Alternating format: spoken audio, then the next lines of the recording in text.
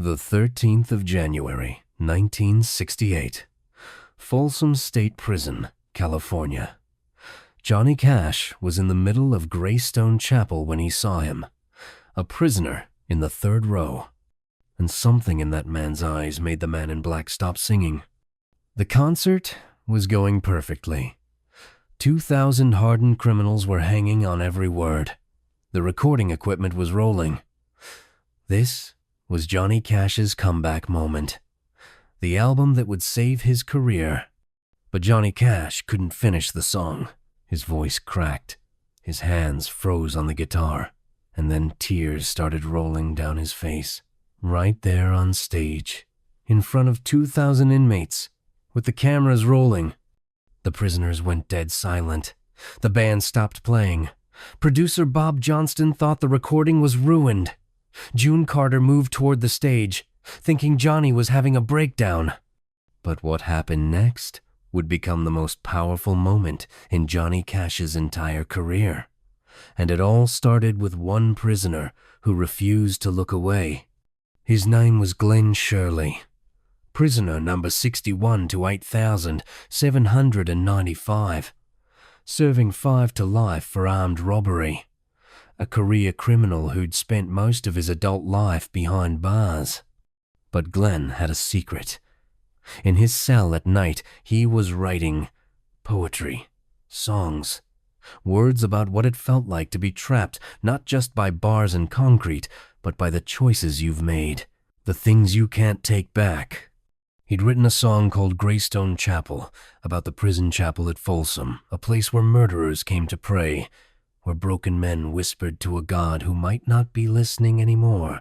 Glenn gave the song to Reverend Floyd Gressett, the prison chaplain. "Do something with this. Just don't let it die in here with me." Reverend Gressett sent the song to Cash's team, and incredibly, Johnny Cash learned it. Not just learned it, he opened his heart to it, because Glenn Shirley's words weren't just lyrics. They were a confession, a prayer, a scream from the bottom of a pit that Johnny Cash himself had barely climbed out of. To understand why that moment destroyed Johnny Cash, you have to go back 3 years to 1965, to the worst period of his life. Johnny Cash was a mess. Amphetamines, barbiturates, alcohol. He was doing shows he didn't remember, getting arrested. His marriage was falling apart. His relationship with his daughters was non-existent. Until the day he found himself in Nickajack Cave. Johnny Cash went into that Tennessee cave system high, desperate, and ready to die. He crawled deep into the darkness, hoping he'd just disappear. He lay there for hours, maybe days, waiting to die. But he found his way out, stumbled into the light, half dead, completely broken. And June Carter was waiting. "We're getting you clean. I don't care how long it takes." It took months. Detox, rehab, relapse, more detox. The shakes, the sweats, the crushing weight of looking at yourself in the mirror and seeing a man who'd thrown away everything that mattered. By 1968, Johnny was clean. Barely. He'd found faith again. He'd found purpose. He'd found the idea that maybe he could use his pain for something good. That's why he agreed to play Folsom Prison. Because when he looked at those inmates, he saw himself, the man he could have been.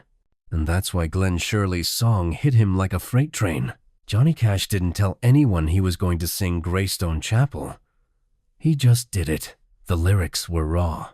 Inside the walls of prison, my body may be, but the Lord has set my soul free. Simple words, but coming from a man who'd actually lived them, who was sitting right there in the audience, they became something else entirely. Johnny started singing. His voice was strong at first, but then he looked up, and he saw Glenn Shirley. Glenn wasn't cheering like the other inmates. He wasn't clapping or grinning. He was just staring, with tears streaming down his face, because he was hearing his own words, his own pain, his own desperate prayer being sung by Johnny Cash, being validated, being witnessed, being told. Your pain matters. Your words matter. You matter. And Johnny Cash, who'd spent years numbing his own pain, hiding behind pills and fame, recognized that look because he'd worn it himself in that cave. In that moment, when he realized he was either going to die or finally face who he really was. His voice cracked on the word free. The tears came. And once they started, they wouldn't stop. And the prisoners, these hardened, violent men, sat in absolute silence. Because they understood. And here was Johnny Cash showing them it was okay to break. It was okay to feel. It was okay to admit you were human. When Johnny finally finished, the applause was deafening. But it was different. Deeper. More reverent. Like they'd all just witnessed something sacred. Johnny wiped his eyes and did something completely unscripted. The man who wrote that song is here today. Glenn Shirley. Stand up, Glenn. Glenn didn't want to. Prison rules. Don't stand out. But the inmates around him started pushing him up, cheering. And Glenn stood. Johnny pointed at him. That's the man. That's the writer. Glenn Shirley, everybody. The place erupted. 2,000 inmates giving a standing ovation to one of their own. Not for being tough, not for being dangerous, but for being honest. Glenn Shirley couldn't stop crying. Neither could Johnny Cash. Neither could half the inmates in that room. And the cameras captured all of it. Producer Bob Johnston later said, I thought we'd have to cut that part, but when I listened back, that was the moment. That was the whole point. Johnny Cash proving he was one of them. Greystone Chapel became the opening track of At Folsom Prison. That album became one of the most important recordings in music history, not because of perfect performances, but because of that moment. That authenticity, that broken, beautiful truth. Most performers would have forgotten about Glenn Shirley. Johnny Cash couldn't. He lobbied for Glenn's parole, wrote letters, made calls. And in 1971, 3 years after that concert, Glenn Shirley walked out of Folsom Prison, a free man. Johnny gave him a job, made him part of the touring crew, helped him record his own music. Glenn Shirley, ex-con, was performing on stage with Johnny Cash. But here's the part nobody tells, the part that makes it real and tragic. Freedom didn't save Glenn Shirley. The world outside was too much, too fast, too overwhelming. Glenn had spent so much time locked up that he didn't know how to function without bars and rules. He started drinking, using. The demons came roaring back. Johnny tried to help. But you can't save someone who doesn't want to be saved. Sometimes the darkness is more comfortable than the light. Sometimes the cage is easier than freedom. Glenn Shirley's story ended tragically. In 1978, 10 years after that moment at Folsom, he took his own life. He was 42 years old. Johnny Cash was devastated. I thought I could save him. I thought if I just gave him a chance. But you can't give someone freedom. They have to choose it. And Glenn couldn't choose it. But here's what Johnny never forgot. That moment, on stage, when Glenn Shirley's words broke through Johnny's walls, when two broken men recognized each other, when the truth was more powerful than the performance. That moment at Folsom Prison wasn't about music. It was about something deeper. It was about the power of being seen. Glenn Shirley had spent years invisible. Just a number. Just another mistake society wanted to forget. And then Johnny Cash sang his words, validated his pain, told him, "You matter. Your story matters. Your voice deserves to be heard." And Johnny Cash, who'd spent years hiding behind pills and personas, finally let himself be vulnerable. Let the inmates see him break, because he'd learned something in that cave. The only way out of darkness is honesty. The only way to heal is to stop pretending you're not broken. The only way to be free is to tell the truth, even when it hurts. That's why At Folsom Prison resonated so deeply. Johnny Cash wasn't performing for those inmates. He was with them. He wasn't above them. He was one of them. Just a man who'd made mistakes. Just a soul trying to find redemption. At Folsom Prison saved Johnny Cash's career. It went to Hayshown. It became one of the most important live albums ever recorded. But for Johnny, the success wasn't the point. The point was that moment with Glenn Shirley. The point was proving that pain can be transformed, that brokenness can be beautiful. For the rest of his life, Johnny Cash kept going back to prisons, not for publicity, not for album sales, but because he believed those men deserved to be seen, to be heard, to be reminded they were human.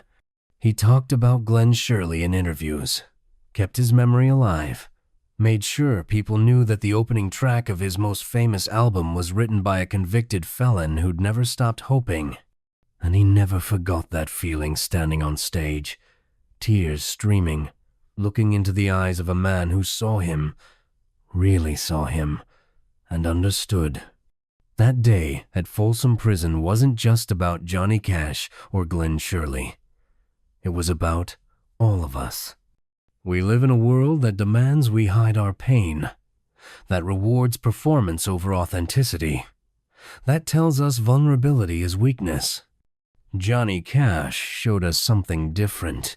He showed us that the most powerful thing you can do is tell the truth. To stand in front of people and say, "I'm not okay. I've been broken. I'm still healing. And that's human." Glenn Shirley showed us that even in the darkest circumstances, creativity and hope can survive. That even when you're trapped, you can write your way toward freedom. And together, they showed us that connection happens when we stop performing and start being real. When we admit that we're all just prisoners of one kind or another, trying to find our way to grace. In Johnny Cash's personal collection, there's a set list from that Folsom Prison concert. Someone drew a star next to Greystone Chapel and wrote, "The one that mattered." Not Folsom Prison Blues. Not I Walk the Line. Not the hits. Greystone Chapel. The song written by a convict. The song that made Johnny Cash cry. The song that proved you don't have to be perfect to be worthy. And somewhere in that prison, on that day, a man stood up and another man cried. And for just a moment, the bars between them disappeared. Because the truth has a way of setting everyone free even when you're still locked up. Years after Glenn Shirley's death, Johnny Cash's daughter Roseanne found a letter Glenn had written to Johnny shortly after getting out of prison. It was never sent.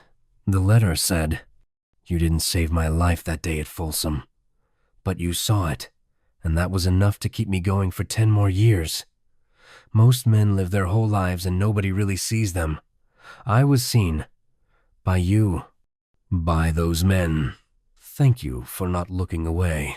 Johnny kept that letter in his Bible until the day he died. Because sometimes salvation isn't about saving someone. It's about seeing them, really seeing them, and letting them know they're not invisible. They matter. That's what happened on the 13th of January, 1968, when a prisoner made Johnny Cash cry. When two broken men told the truth. When everyone in that room learned that the most powerful thing you can do is be human. And the cameras captured all of it. If stories like this matter to you, real moments, real people, real pain, you might want to stay here, because there are more stories like this, and they deserve to be seen.